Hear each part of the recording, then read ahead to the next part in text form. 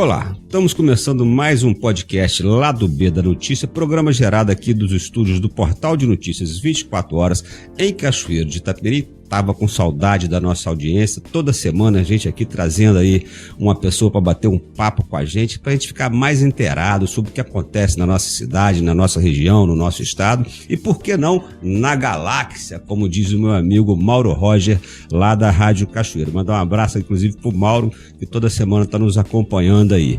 Recebendo hoje, aqui nos estúdios, o advogado, jornalista, vou ver se eu consigo falar tudo, vou pegar a colinha da produção aqui. Advogado, jornalista, analista político, escritor e professor e membro da Academia Cachoeirense de Letras, o Wilson Márcio Depes. Olá, Wilson. Olá, meu caro. Grande prazer estar aqui no seu portal e estou impressionado com a qualidade de tudo aqui, o aconchego. A gente é que agradece a sua participação, Wilson. Não, realmente estou surpreso porque eu não conhecia aqui internamente, né? Sei da publicidade porque assisto os programas de ótima qualidade.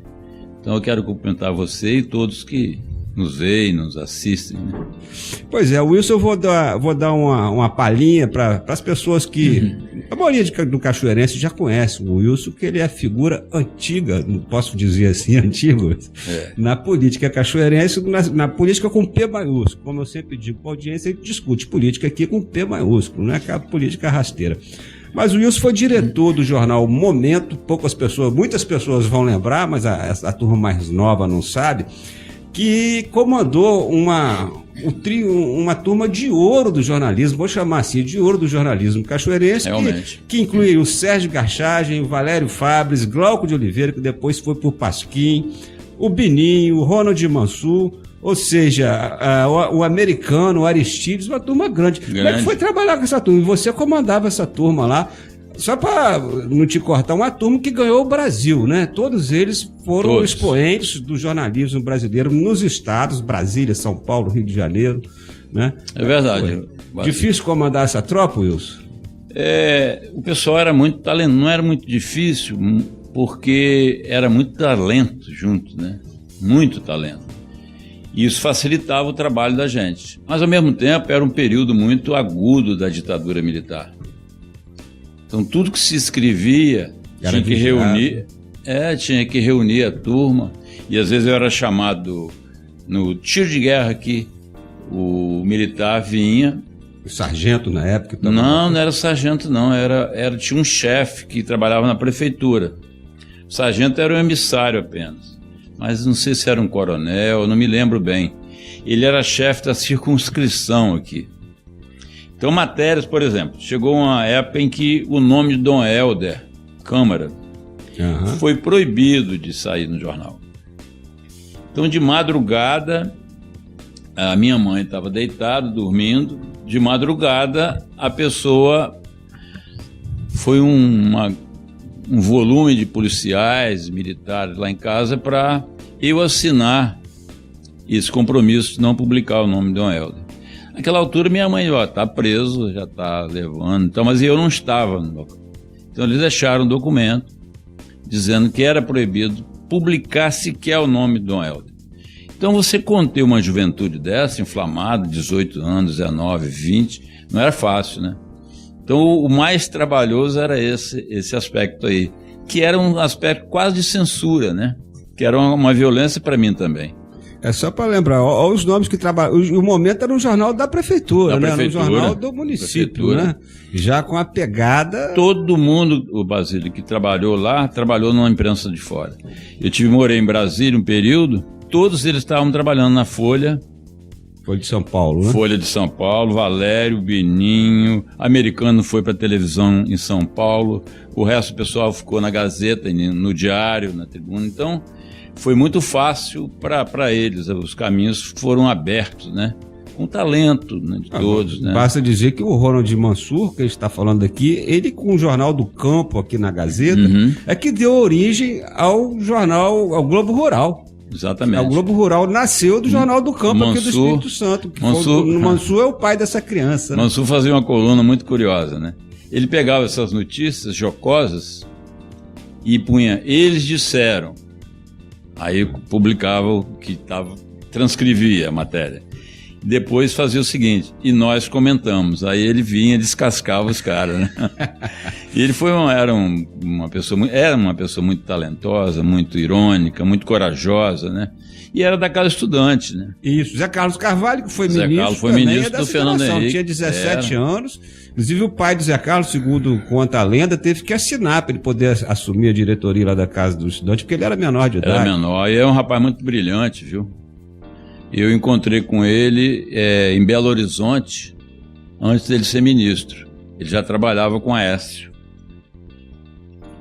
E foi secretário, dois mandatos ministro, foi secretário ministro de Meio Ambiente em Minas Gerais. Nessas junções, além de ser brilhante, ele é um rapaz muito decente, né, muito coerente. E você sabe que hoje ele é conselheiro da Marina Silva, extraoficialmente, e agora oficialmente, porque a Marina nomeou uma comissão, não tô lembrado aqui, não está aqui na minha colinha, mas ela nomeou uma comissão agora de conselheiros, né, várias pessoas do país inteiro aí, para compor lá uma comissão sobre mudanças climáticas. É isso aí. Na área que agora o Ministério do Meio Ambiente também envolve essa área de mudanças climáticas, que foi uma exigência da Marina para assumir o cargo. E o Zé Carlos Carvalho foi nomeado como conselheiro também, né, lá para a questão de mudanças climáticas da Marina Silva. Eu, quando fui advogado na Vale, um período, eu ia a Belo Horizonte toda semana e voltava no outro dia. Eu conheci Fábio Feldman, que foi deputado federal e na área também de meio ambiente. E ele era amicíssimo do coisa. Nós tivemos, do Zé Carlos. Então nós tivemos muito contato, um cara brilhantíssimo, sabe? Mas, Wilson, o papo tá bom. Tá muito bom. Bom, antes de entrar na política, eu quero discutir com você política. Eu li um artigo seu no jornal O Fato, né, na coluna, aliás, que você tem, acho que semanal ou quinzenal. Eu escrevo para eles. No jornal O Fato, do nosso amigo Wagner Santos, um dragão do jornalismo cachoeirense. O Wagner, que tem uma história já no jornalismo de Cachoeiro. Muito decente, um lutador, um guerreiro decente, correto. Né? Mandar um abraço pro Wagner, que nos acompanha aqui também. Outro dia ele fez até um artigo, citou o nosso podcast, que a gente fica muito orgulhoso de estar sendo citado no jornal do gabarito do Fato. Mas, Wilson, antes da gente entrar na política, fazer uma perguntinha. As pessoas já me perguntam, você vai entrevistar o Wilson? Pergunta ele aquele negócio do Sérgio Bermudes, como é que é a ligação, aquele milhão que ele deu para Cachoeiro, como que foi aquilo, Wilson? Sérgio é um amigo de infância. Advogado, Sérgio Bermudes, e jurista. Brilhante, né? Sérgio faz parte da Câmara dos Comuns na Inglaterra, né? Tão brilhante que é. O Sérgio, para mim, é um dos melhores advogados do mundo, não é do Brasil. Mas o Sérgio teve um problema de saúde muito grave, mas antes disso, ele se comoveu muito com a enchente aqui em Cachoeiro. Via parentes dele sofrendo as agruras aqui da cheia do Itapemirim, ficando sem casa e tal. Aí um dia ele me ligou. Wilson, olha, eu só deixo na sua mão um recurso que eu vou mandar para ajudar os desabrigados aí. Falei, Sérgio, vai me dar um trabalho e uma... responsabilidade. Não só responsabilidade. Dá para... O que criou realmente. Você pode dar para o Gilson, mas não pode dar para Manel, não pode dar para Joaquim, mas pode dar... Então todo mundo pedia, né? E eu tinha R$1 milhão. Então eu fiquei fazendo um cálculo e conversando com as pessoas. Conversei com o Vitor, prefeito, primeiro. O que você mais precisa? Que o Sérgio não quer que eu dê o dinheiro, deixar na prefeitura, deixar no órgão público e tal. Ele quer que depois eu possa passar para ele tudo que foi feito. Com mais agilidade, o que foi feito. E talvez também com a inteligência que ele tem, fica mais barato, tudo fica mais barato. Por exemplo, se eu passo dinheiro para a prefeitura, você vai comprar medicamentos. Você tem que fazer um empenho prévio. Até você pagar, aquilo triplicou de preço. Até chegar na ponta, né? Aí a gente já pagava com R$1 milhão. Então, o que tinha acontecido? O Hospital Evangélico transferiu o local onde armazenava os medicamentos. E ficou ali perto da Volta do Caixão, sabe onde é ali? Sei. E ficou numa casa ali guardada e invadiu tudo, tá sem medicamento. Então eu fui, conversei com as pessoas, com os médicos, me reuni com a diretoria, porque o que aconteceu? Foram suspensas as cirurgias. Isso. Seja eletiva, seja o que fosse. Então não podia fazer cirurgia. Pessoas com câncer não podiam fazer cirurgia. Então reuniu a diretoria toda, o Wagner, meu amigo, o Dr. Polido, o próprio Bruno. Eliseu. Hein? Eliseu, né? Eliseu. O Wagner, que é meu amigo pessoal também. Então eles reuniram comigo e foram me perguntando quanto que eu podia dar. Eu falei, olha, eu não tenho esse negócio de quanto podia dar. Eu gostaria que vocês me mostrassem a necessidade.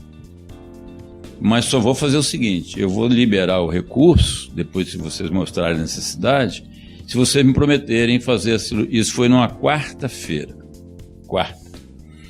Se vocês me prometerem na segunda-feira começar as cirurgias.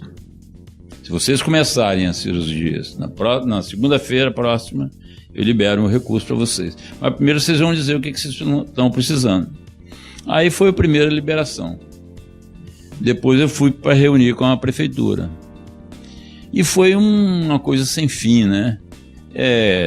Comida, e o sujeito estava trabalhando também naquela poeira. Um momento terrível. Muito difícil, né? Muito, da história de Cachoeiro.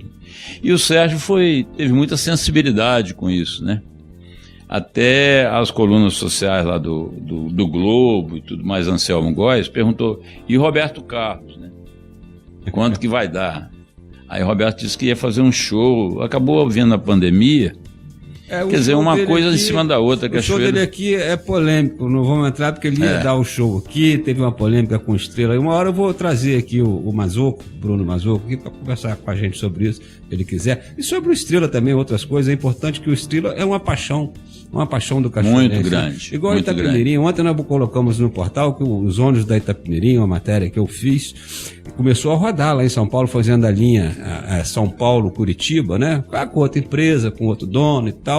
Mas continua amarelinho, com aquela logomarca, aquele Nzinho, Pena, né? Do mesmo jeito, né? E isso dá orgulho pra gente, não interessa. A gente vê o amarelinho rodando na estrada, dá um orgulho. Muito grande. É de um cachorro, né?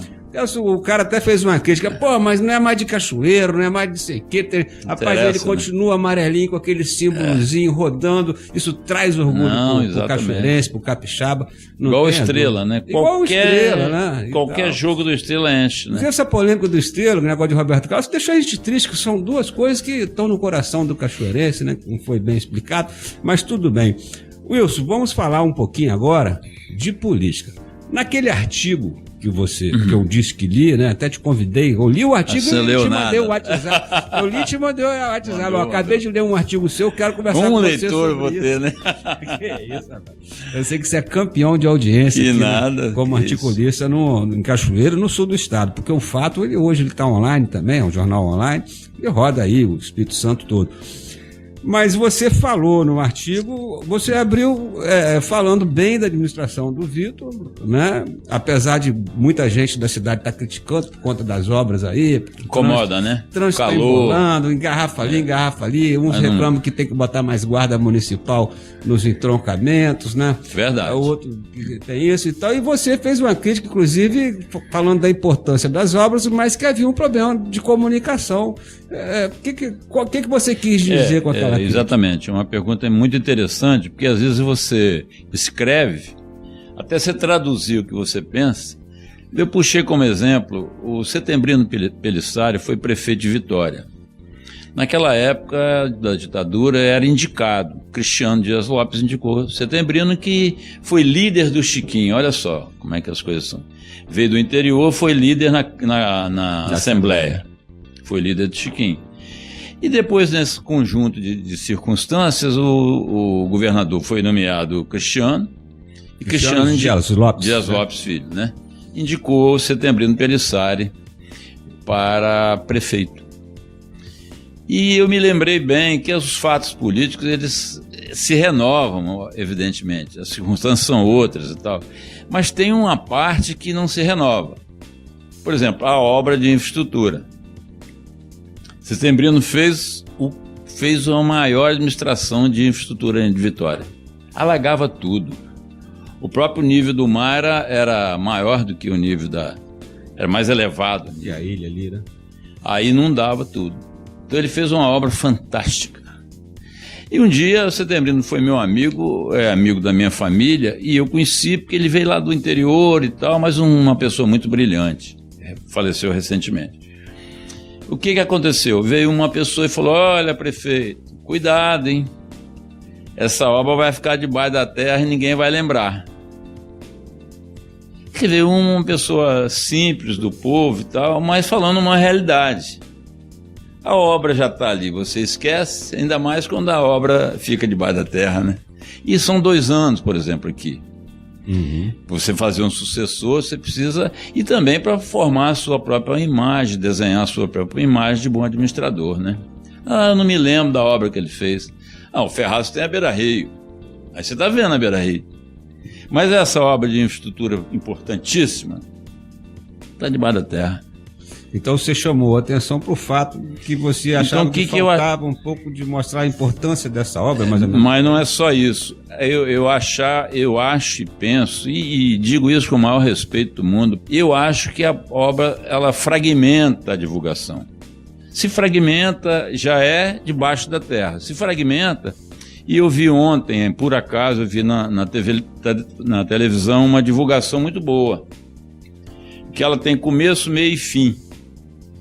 Aquilo é para fixar porque você tem só a rede social, é muita coisa, é claro que é muita coisa, mas às vezes fica chato, né? Você vê todo dia a mesma coisa e tal. A televisão amplificou e deu didaticamente o começo, meio e fim para ficar consolidado dentro da sua memória. Então isso é uma técnica de divulgação. Como é que eu falei do Basílio hoje, mas esqueci do programa dele. Não, hoje você fala hoje, faz amanhã, faz outra, consolida. Eu entendi. Hoje o pessoal fica irritado com o trânsito e tal. Daqui uns dias a obra está pronta, o trânsito está resolvido, mas você não vê a obra. Não vê a obra. Vai ficar só aquela irritação. O que você fez? Trânsito, não, o que ele fez foi apenas uma obra de infraestrutura. Cadê a obra? Né? Então precisava ficar consolidado de forma objetiva dentro do consciente e do inconsciente coletivo. É isso que eu estava falando. Uma obra muito importante, principalmente para aquela região do Nova Brasília. Ali, muita coragem também de fazer uma obra dessa, né? Porque traz transtorno para o trânsito. Aí o cara já está xingando, não está vendo a obra ali. O trânsito tinha que chegar lá tantas horas e tal, um calor terrível. Então você precisa dar um tratamento na divulgação mais carinhoso, mais afetivo e trabalhando mais o inconsciente coletivo para não esquecer da obra. Aí você aproveita e coloca. Se ela ficar fragmentada, hoje é no lugar tal, amanhã é no lugar tal, esquece. Agora o conjunto, Basílio, isso que eu queria dizer de forma mais... No seu artigo você citou Soturno, citou outras... Várias obras, todo lugar tem obra, mas você precisa divulgar o conjunto dela. Se eu fragmentar a divulgação, ela se perde. Então você tem que ter volume, né? Por exemplo, o político, dando o exemplo não é dos melhores, estou mal posicionado, mas o sujeito faz volume na campanha. O que é volume na campanha? Você botar um monte de gente que não come isso. Isso aí. Isso é volume que eles fazem. Não andar sozinho, né? Às vezes não é nem o cara que vai votar em você. Mas você deu volume e ele vai ganhar. Então, trazendo isso, mal comparando, né, para a publicidade, você lembra da obra dele? Eu vi, a obra começou aqui, foi lá, e você começa a explicar. Então, você tem mais um divulgador da sua obra. Se fragmenta, fica difícil de eu argumentar. Então, a minha crítica, e a crítica mais de boa-fé possível, ela é nesse sentido, da necessidade de você não fragmentar a divulgação. Isso, mas você falou muito de política também no seu artigo. Agora nós vamos entrar, nós já estamos... rapaz, nosso tempo nós vamos ter que esticar, pedir o nosso diretor de produção ali, o Rony, para dar mais uns 6, 7 minutos pra gente aí, que não deu tempo de a gente falar o que eu queria falar. O tempo voa, né? Boa. O tempo já deu quase 20 minutos de programa. Mas eu queria falar de política. Você falou no seu artigo sobre uma possível... Você falou do Diego, do Bruno Rezende, do médico Bruno Rezende, como uma pessoa que respira política, né?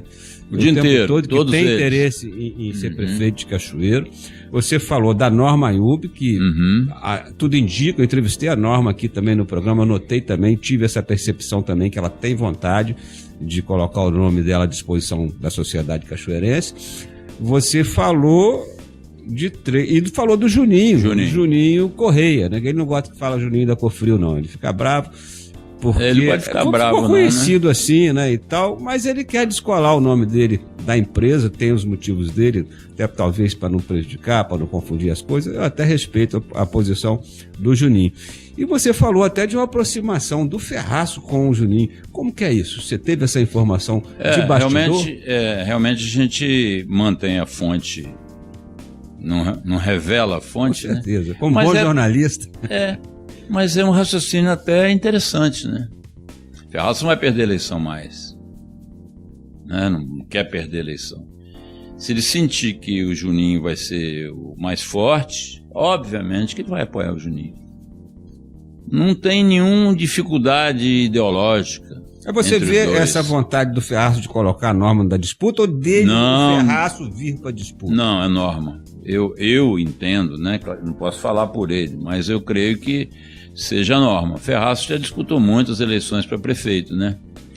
Foi vitorioso em muitas e foi derrotado também, que causou grandes abalos. Teve mais mandatos aqui em Cachoeiro, foi ele. Ele perdeu a eleição na época para o PT, né? Que era apenas um partido que estava começando, né?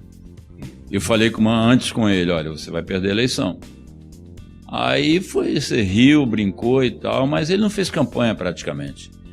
E perdeu a eleição, como o Glauber perdeu para o PT também, né?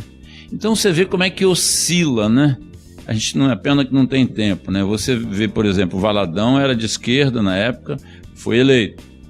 Hélio era de centro, populista.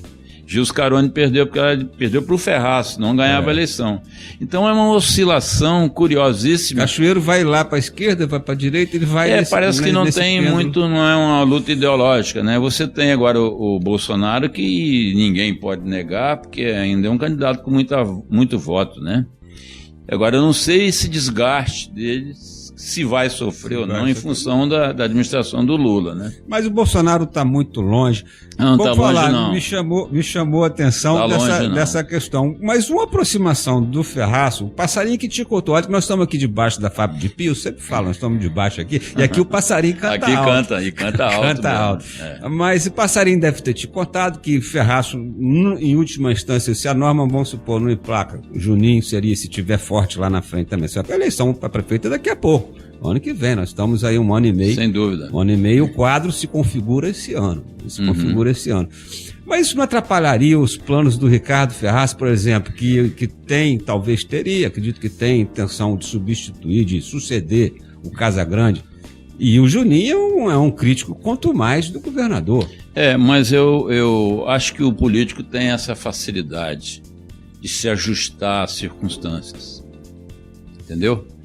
Se o Juninho sentir que o Ferraz pode dar a vitória a ele, e Ferraz sentir que ele vai ser o vitorioso, eles ficam juntos. Porque não há incompatibilidade ideológica. O Juninho me parece, ele marcou uma conversa comigo e tal, só a política e tal. Eu acho que ele é um direitista mesmo e tal. Quanto mais. Né? Eu não conheço ele pessoalmente. Mas me parece que sim, mas as coisas mudam muito, né? O pensamento de direita hoje é ontem foi outro. Então eu acho que não teria problema para ninguém, nem para o Ricardo. Eu vi o Ricardo elogiando muito o governador de São Paulo, Bolsonaro, é grande amigo e tal.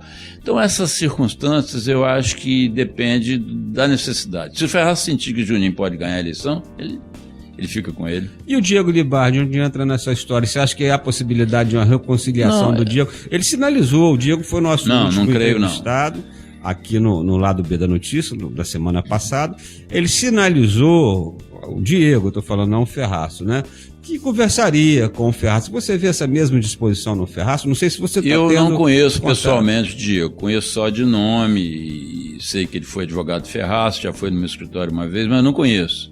O que ele pensa, o que ele diz, o que ele... E eu não creio, não. Não creio, não, porque me parece que o Ferraço tem algumas mágoas dele. Irreversíveis, né, no caso? Eu não sei se em política tem irreversibilidade, mas eu creio que o Ferraço não perderia a chance de ficar com o Juninho, que é um candidato fortíssimo. Se mostra hoje mais... Na minha opinião, ele vai disputar com o candidato do prefeito ou outro que vier. Eu imagino que o prefeito certamente não fica com o Juninho por questões óbvias, né? O prefeito da corrente do governador Renato Casagrande, né, que certamente vai ter uma influência grande aqui no pleito de Cachoeiro, e não vejo, até pela forma de tratamento como o Juninho se dirige ao prefeito na Câmara, eu acho que ali não vai. E quem você acha nesse universo? Basílio, veja bem. Prefeito que seria um nome assim? Tá. Talvez o Diego, talvez o Alan Ferreira. Eu não creio também que seja o Diego por uma questão muito simples, não por questões pessoais, absolutamente não. Ele vai ficar fora do poder. Ele precisa de uma pessoa amiga dele, né? Quem? Se ganhar a eleição. Não, o prefeito. O prefeito.